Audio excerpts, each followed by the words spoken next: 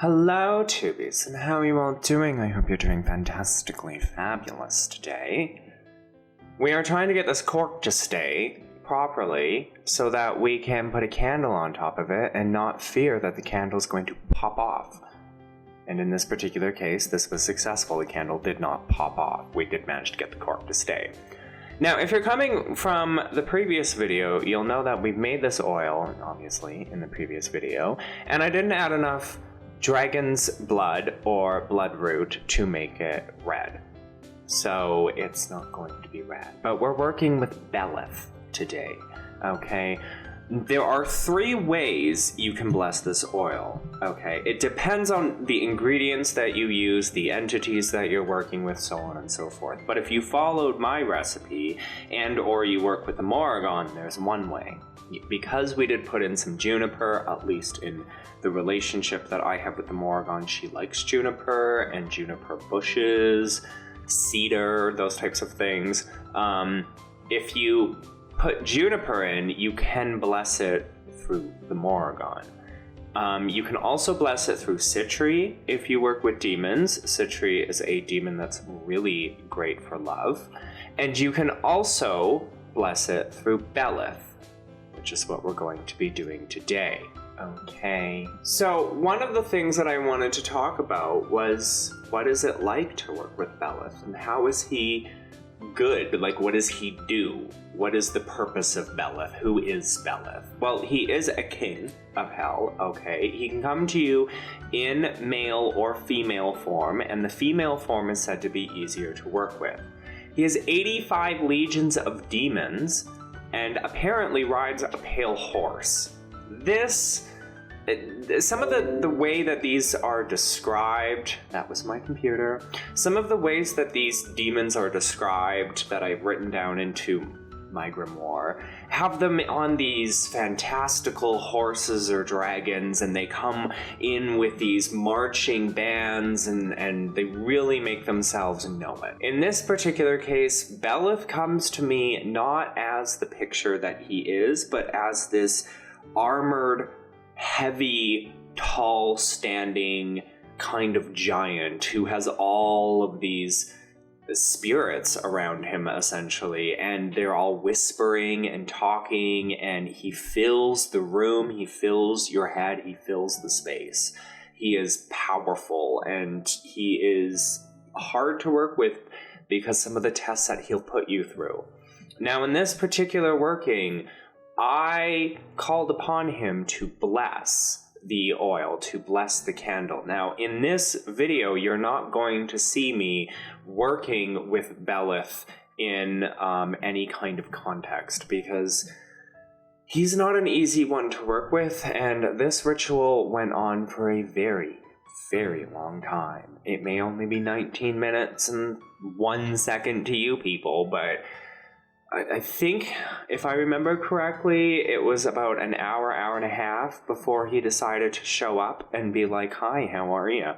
So, but this was just getting into that meditative trance and putting the intentions into the oil and really setting the stage. I do light the candle at the end of this video because the spirits did tell me to light the candle, and you have to listen to the spirits. If you don't listen to your spirits, and I don't have any help for you, I really don't, and I apologize.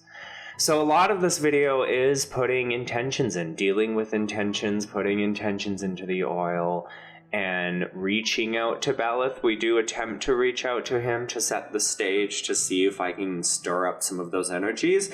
When he did come later on, the amount of energy was just, I don't really know how to describe it. It wasn't something that you would want in your house. I will tell you that right now. It is not something that you want in your house. Working with a king, working with a duke, working with any of the higher, in terms of like in the hierarchy, any of the higher beings, kings, dukes, so on and so forth, they pack a lot of energy. They pack a lot of energy. And you never want to talk to them when you're on the physical plane. You want to be on the astral plane or the spirit plane or whatever plane you call it or where you go. You could do it in a trance-like state and just reach out to him, right? Still on the physical plane and reach out to him. But that takes a lot of energy. That takes a lot of time. And it's not something that you can just do in an hour. You're just sitting there, you're just meditating for an hour, and you call on Beleth and you hear his voice. It takes longer than that, in my opinion, at least. Okay, and I'm not trying to discredit anybody like certain individuals on the internet these days. Ooh, girl, you a nasty woman.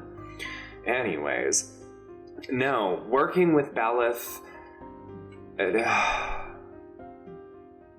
even now, I still have dreams of him and his presence, and they keep me up and they terrify me. And it's not one of those things where, oh, Beleth is messing with you and you must have offended him and this is what you get for working with demons and blah, blah, blah, blah, blah. No, that's how they are.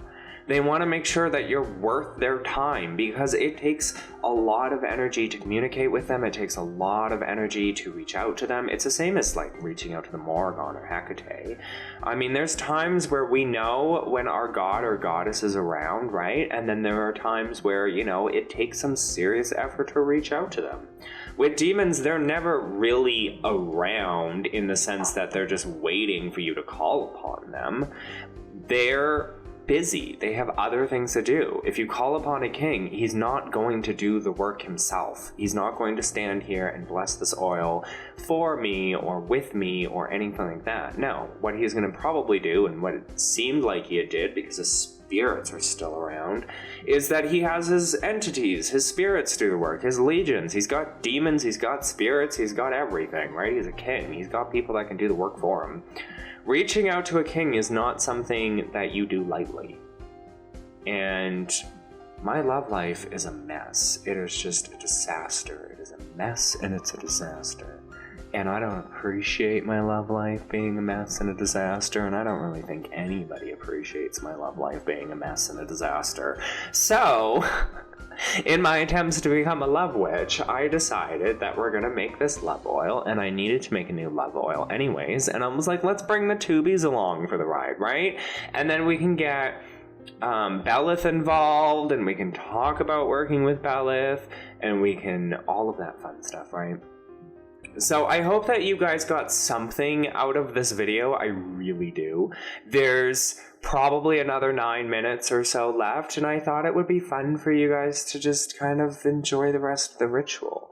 And I hope that you learned something. Again, if you're new to the craft, what I would do to bless this oil is I would work with the earth. You can't get into trouble working with the earth. Well, that's not completely true, and we all know that.